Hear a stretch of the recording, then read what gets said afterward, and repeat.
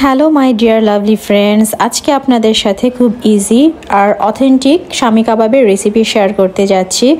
কোনো রকম ঝামেলা ছাড়াই খুব সহজেই আপনারা বাড়িতে শামি কাবাব বানিয়ে ফেলতে পারবেন, সেই রেসিপিটি শেয়ার করব। আমি এখানে গরুর মাংসের কিমা নিয়েছি আর নিয়েছি বুটের ডাল। যতটুকু মাংসের কিমা নেবেন ঠিক তার 4 ভাগের 1 ভাগ নেবেন হচ্ছে বুটের ডাল, না হলে কিন্তু খেতে ডাল ডাল লাগবে, কাবাবটা তেমন একটা মজা হবে না যদি ডালের পরিমাণটা বেশি হয়ে যায়। তারপর আমি এতে গোটা রসুন, পেঁয়াজ, কাঁচা মরিচ, তারপরে আস্ত কিছু গরম মশলা দিয়ে এটাকে ভালোভাবে সেদ্ধ করে নিচ্ছি। আস্ত গরম মশলার মধ্যে এখানে আছে হচ্ছে দারুচিনি, তারপরে আছে তেজপাতা, এলাচ, লং, গোলমরিচ আর হচ্ছে লবণ আর সামান্য একটু চিনি। এগুলো দিয়ে আমি খুব ভালোভাবে প্রথমে এটাকে সিদ্ধ করে নিব। সিদ্ধ করার পরে এটাকে আপনারা পাটায় পিষেও নিতে পারেন অথবা ব্লেন্ডারে ব্লেন্ড করে নিতে পারেন। মাংস আর ডালটা এখানে যতক্ষণ পর্যন্ত না সেদ্ধ হয়ে পানিটা একদম শুকিয়ে আসবে ঠিক ততক্ষণ পর্যন্ত এটা চুলায় রাখতে হবে। যখন একদম শুকিয়ে আসবে পানিটা তখনই নামিয়ে নিতে হবে। আর আমি এখানে কোনো পাটায় বাটাবাটির ঝামেলায় যাব না, শুধুমাত্র গ্রাইন্ডারে এটাকে ব্লেন্ড করে নিব। তো দেখুন কি ফাইনলি ব্লেন্ড হয়েছে। আর আমি এখানে দিয়ে দিচ্ছি একটা ডিম, আর এখন দিয়ে দিচ্ছি এতে পেঁয়াজের বেরেস্তা। পেঁয়াজের বেরেস্তাটা দেওয়াটা হচ্ছে ম্যান্ডেটরি, এটাকে দিতেই হবে, না হলে কিন্তু কাবাবের অথেন্টিক টেস্টটা আসবে না। তারপরে এতে অ্যাড করে দিচ্ছি আমি সামান্য পরিমাণের ধনিয়া পাতা।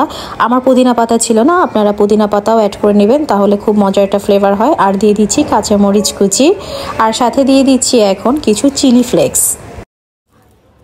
এখন সাথে অ্যাড করে দিচ্ছি শাহি গরম মশলা, আর এই গরম মশলার রেসিপিটি আমার চ্যানেলেই দেওয়া আছে। আর দিয়ে দিচ্ছি সামান্য পরিমাণের চিনি যেন টেস্টটা ব্যালেন্স হয়। আর দিয়ে দিচ্ছি এখন সামান্য পরিমাণের সয়া সস, আর দিয়ে দিচ্ছি এখন আস্ত পেঁয়াজ কুচি, আর সাথে দিয়ে দিচ্ছি সামান্য পরিমাণের হট টমেটো সস। আর আপনারা আপনাদের স্বাদ অনুযায়ী লবণটা দিয়ে নেবেন। এখন কিমাটার সাথে সবগুলো উপকরণ খুব ভালোভাবে মিশাতে হবে। এটা একটু মনোযোগ দিয়ে মিশাতে হবে যেন প্রতিটা উপকরণ খুব ভালোভাবে কিমার সাথে মিশে যায়। আমি খুব ফাইনলি এখানে মিশিয়ে নিচ্ছি।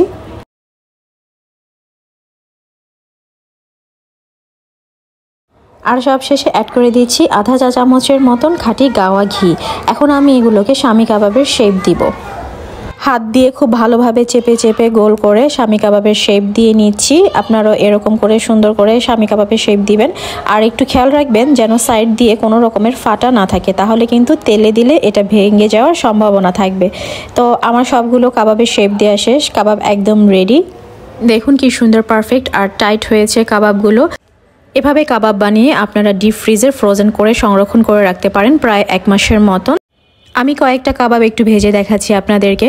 তো আজ এই পর্যন্তই, ভালো থাকবেন। আমার ভিডিওটি দেখার জন্য অনেক ধন্যবাদ। আল্লাহ হাফেজ।